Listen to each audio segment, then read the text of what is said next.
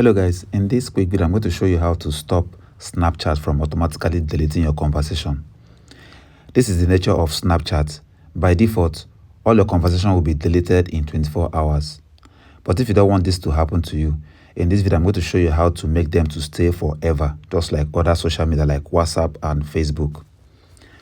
Now open your Snapchat app and look for the chat you want to keep the conversation. The only disadvantage here is that there is no universal button where you can turn this off.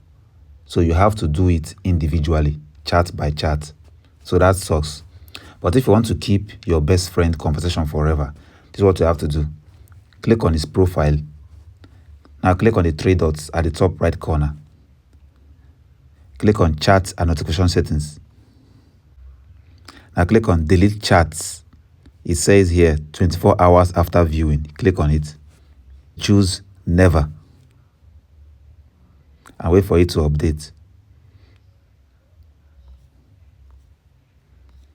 From now on, Snapchat will not delete your conversation. Your chats will be there forever and ever. So that's how you keep Snapchat messages. That's all for this video. See you guys in the next one.